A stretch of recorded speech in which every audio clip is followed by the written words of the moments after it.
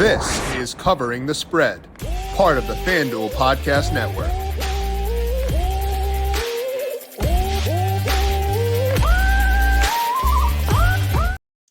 With the appetizer that was week 0 now officially in the books, it is time for the main course. Week 1 in college football with some pretty fun games on tap. We're here to break it all down for today. We're going to talk to Kent Padgett of FanDuel getting his read on his top bets at FanDuel Sportsbook across week number 1. This is Covering the Spread, a FanDuel research podcast. My name is Jim Saunas. I am a managing editor for FanDuel Research, joined here as mentioned by Kent Padgett. You can find him on X at KNTPDGTT. You can find him on TikTok at Kent Sports as well, of course, over on the FanDuel socials all over the place. Find him right here on the FanDuel YouTube page as well. Kent, happy week 1 to you. How you doing today? Happy week 1, man. It's the best time of the year, so I'm stoked. Hope you're doing well too. I am too. How was week 0 for you? Well, I thought Florida State was going to be in the playoff, and I had talked a lot of crap about Florida State being in the playoff. They wet the bed week 1, so kind of went downhill from there. So you're saying all the bad takes are out of the way, and now it's all good stuff from here on out, right? Learned my lesson. Yep. We've got the bad ones out of the way, so we're due this week. Okay, I like to hear that as we get you on the show here for week 1. What we'll do today is talk to Kent about his college football betting process. We'll break down the biggest games of this week, talking Georgia, Clemson, Notre Dame, Texas A&M, and of course the Sunday night hammer, USC versus LSU. Get Kent's thoughts on all 3 of those games and his favorite bets across week 1. But first, as a reminder, make sure you are subscribed to the FanDuel Research or the Covering the Spread podcast feed wherever you get your podcasts. We're back to a full-time show beginning next week, Tuesday through Friday, and of course, Monday through Friday, the following week with NFL back in full swing then. So a lot of good stuff coming for your way Monday through Friday here on Covering the Spread. To get those shows as they are posted, just search for Covering the Spread wherever you get your podcasts. Hit subscribe, and if you like what you hear, leave us a 5-star rating and review as well. Of course, the show does go up on the FanDuel YouTube page and FanDuel TV Plus. If you're watching on FanDuel YouTube, leave us a thumbs up. We appreciate those of you as always. And to go to FanDuel TV Plus, go to FanDuel.com/watch and log in to your FanDuel account. You can also download the FanDuel TV Plus app on your Amazon Fire, Apple TV, or Roku device. Football is back, and there's no better place to get in on the NFL action than FanDuel, America's #1 sportsbook, because right now, all customers can bet $5 and get a 3-week free trial of NFL Sunday Ticket from YouTube and YouTube TV. Then you'll be able to watch every regular season Sunday afternoon out of market game. Plus, with FanDuel, you don't even have to leave the app to access real-time stats and data to help you make even more winning bets. Download FanDuel, America's #1 sportsbook. Must be 18 plus in DC and 21 plus in present in select states. Offer ends 9/22/24. After a 3-week free trial ends, the full price of NFL Sunday Ticket will be automatically charged seasonally. Cancel anytime. No refunds. Terms, restrictions, and embargoes apply. YouTube TV base plan required to watch YouTube TV. Redemption requires a Google account and current form of payment. Gambling problem? Call 1-800-GAMBLER. Or visit FanDuel.com/RG. Call 1-888-789-7777 or visit ccpg.org/chat in Connecticut. Visit mdgamblinghelp.org in Maryland. Hope is here. Visit gamblinghelplinema.org or call 800-327-5050 for 24/7 support in Massachusetts, or call 1-877-8-HOPE-NY or text HOPE-NY in New York. Now, Kent, we'll dig into week 1 here in just 1 second. But first, as we do with all of our first timers here on the show, kind of want to get to know you a bit. So what's your background with college football and sports betting in general? Yeah, so I'd say college football, like my first memory of being a sports fan was NC State beating Florida State back in like 1998, led by Torrey Holt.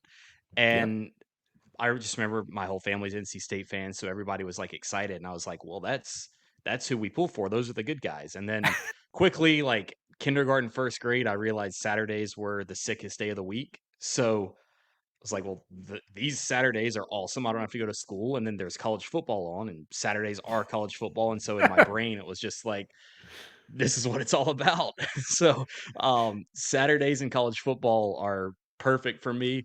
Yeah, that's kind of how it's, and I guess, 25 years of religiously following college football, you get your 10,000 hours in of being a fan and think you're a master of it. So I think you can monetize it a little bit by placing some bets here and there. So And are you still an That's NC State fan, or have your loyalties transitioned at all since that time? no, went to school there, which my fandom somehow got even stronger. And this year, I think we're gonna have the best year in school history, which I've said before. But this is our year, so Okay, I was going to ask how you felt about this year, but it sounds like you're pretty high on him this year. yeah. Actually, I think like when we look at our schedule, part of me is gonna say, hey, like this, we've got an easy schedule. Like we're good. Having an easy schedule just helps us. I think we have two tough games on the schedule this year: Tennessee and Clemson. If we split them, 11-1 is a possibility, and marching right into the ACC championship game. So, um, I'm as high on this team, especially given that we have a 12-team playoff now. But I'm as high as on this NC State team as I've ever been. Well, I'm happy to hear that. Rooting for them for you for this year. Let's go Wolfpack and see how they can do with all of that. Let's take a look now at the first game we're going to talk about here across week number 1. It is a massive one. Clemson versus Georgia. This game is in Atlanta, where Georgia is a 13.5-point favorite. Total in this game is 48.5. And it's weird to say this given that Georgia is the number 1 ranked team in the nation right now. They had a massive win in their bowl game, but both these teams kind of coming off of down years. So, Kent, can Clemson keep this thing close enough to cover, or is Georgia just too strong entering 2024? So let's look at the last time they played. 2021 neutral site. It was right here in Charlotte to start the season. The final was 10-3 in that game. Georgia won. But I mean, I know the quarterback. So it was JT Daniels for Georgia. For Clemson was DJ Uyunglele. Um, but still, I can't unsee that result. And Yeah. I think a lot of the things are still going to be in this game, like where it's like ground and pound, battle of the trenches, first game jitters. You're a little bit rusty, just kind of a conservative play calling approach. Also, like Georgia, I don't know who's playing for them. Like Trevor Etienne, their star transfer running back. Kirby's not really said if he's going to play or not. Had a driving incident, might be suspended, might play. You don't know. Um, I also don't have confidence in Clemson's offense. Like, I don't think Klubnik's going to be throwing the ball all over the field. They've got this Phil Mafah, who's a power running back. Um, I think this is going to be like a low scoring game. And I mean, I really think it reeks of like 24-13 Georgia, 27-17. So I think Clemson keeps it within 2 touchdowns and getting 13.5. I like that. So my lean here is Clemson in the points and the under. Okay, What are so you? if Yeah, I we mean, decide to take a look at that right now, do you want to take them together as a same game parlay of Clemson plus the points and the under? If you do that at FanDuel Sportsbook, plus 216 for the SGP there, do you want to do them as individual bets, or do you think it's worthwhile to tie them together given that those two bets are correlated and do tie into your overall vibe on this game? absolutely parlay. They're correlated, and this is. I mean, I feel pretty strong about this one. So Okay, so that is Clemson plus 13.5, the under 48.5, plus 216 at FanDuel Sportsbook if you want the individual legs on those two bets. Those check in again. Clemson minus 13.5. Let's pull up the odds on that. That is minus 115, and the under 48.5 is minus 106. Now, obviously, Kent, you're into both bets. If you're placing just one of them, is there a preference for you between the spread and the total? yeah, I would probably say that under. I mean, I'm pretty confident Okay. this game is going under. And like I said, I know it's been 3 years. The teams are different, but what I saw 3 years ago, 13 total points, is a lot less than what this over under is now. So I think the under here is a pretty safe one. All right. So Kent's favorite bet for Clemson versus Georgia is under 48.5 points again, which is minus 106. Another fun game coming up on Saturday is going to be Notre Dame taking on Texas A&M. And right now at FanDuel Sportsbook, Notre Dame clicking in as a 2.5-point underdog. The total in this game is at 46.5. And obviously, Riley Leonard added this offense for Notre Dame this year. Sam Hartman gone, but they do add in Leonard from Duke. They're catching 2.5 points in this game on the road against Texas A&M. How do you see this game playing out? This will be an interesting one. First off, it's fun that this is like the Duke revenge game. So Riley Leonard, Duke's quarterback at Notre Dame, Mike Elko, the Duke coach last year at A&M now. Um, so part of me is like, well, Elko knows the game plan to beat Riley Right. Leonard, but um, and also College Station will be rocking. College game days there, the 12th man, the whole deal. But Notre Dame, like a low key big move this offseason. They added Mike Denbrock, who was the LSU offensive coordinator last year, won the Heisman with Jaden Daniels. Riley Leonard is a dual threat athletic quarterback. I don't know if you've seen his basketball mixtape, but this guy's a freak. Um, the knock against Notre Dame this week is like they're missing a couple of their offensive linemen, but the beauty of a dual threat quarterback is he can get out of the pocket and make plays. Um, I really, I mean, I know Texas A&M's the favorite. I think this game's a coin flip and going to come down to whoever has the ball last. So if I'm getting 2.5 with Notre Dame, that's the side I'm taking. And that again is +2.5 for Notre Dame. They are -102. I've not seen Riley Leonard's mixtape, but I did watch him run all over Northwestern last year, and that was not enjoyable. So I have felt the wrath of Riley Leonard's legs. That was not fun. So I understand the value he brings to this team. And like you said, that does help with that offensive line being banged up, does help with them being on the road as well. And the Mike Elko aspect is pretty interesting. It's a lot of different angles you could take in this game. But overall, I think it should be a pretty fun one. How are you feeling about Texas A&M overall coming into this year as a team? Strong. I mean, that Yeah. Connor Wegman's back. I know he had an injury last year, but they've got good weapons. There's Noah Thomas, Moose Muhammad III.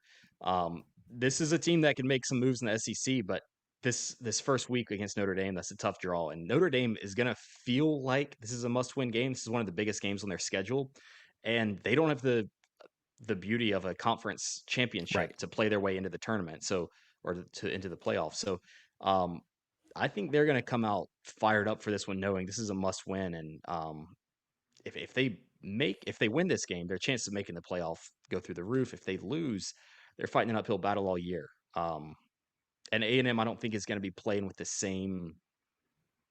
They're not playing with their backs against the wall the same way Notre Dame is. Right. So it should be a fun one. High stakes matchup here for Notre Dame down to Texas A&M. And Kent likes them +2.5, -102. The Notre Dame money line is +126 at FanDuel Sportsbook if you want to go that direction. Got a Sunday night game for college football. We don't get a lot of these, but with NFL not yet back in the hopper, we always get that Sunday night game to kick things off. And this year, it is LSU taking on USC right now at FanDuel Sportsbook. LSU favored by 4.5. Total in this game checks in at 64.5. Neither team played much defense last year, but both teams also replacing their starting quarterbacks as they were the top 2 picks in the NFL draft. This game is out in Vegas, so should be a lot of fun. Kent, who do you have coming out the gate better in Vegas on Sunday between USC and LSU? Another great one that I can't wait to watch. There was a dirty rumor this offseason that USC was trying to dodge this game and get out of it. I don't know if that's true or not. Probably just an LSU message board. Also, LSU fans in Vegas will be a match made in heaven there. But Yes. all right, so here's what I'm thinking about the game. So they're both replacing the last 2 Heisman winners, last 2 or the top 2 picks in the draft. It's like who's further ahead in the rebuild so far? And in USC's bowl game, Miller Moss came out through 6 touchdowns. He's got the quarterback whisperer, Lincoln Riley, and he's got Zachariah Branch, who's maybe the most exciting player in the country. LSU, new offensive coordinator there. Garrett Nussmeier's the guy now at under center, but I think USC's a little bit further ahead. They're not traveling quite as far. Vegas is closer to Southern Cal. I wouldn't be surprised if USC wins this in an absolute shootout. Like neither defense has ever kept an offensive coordinator up at night. So I think USC wins this in like a high scoring, like 42-35, 38-35 type of game. USC wins it outright. So looking at the odds and stuff, I'm taking USC +4.5, and I'm taking the over. The USC +4.5 leg, that is -110, and the over 64.5 is -108. And like you said, both teams are placing starting quarterbacks, but these defenses were just hideous last year. Like there's a reason that Caleb Williams and Jaden Daniels were constantly in negative game scripts, despite the fact they were very good quarterbacks. They constantly had to claw from behind. I think Williams had like 47% of his pass attempts came while trailing last year, and that was not a result of him. It was just his defense could not figure things out.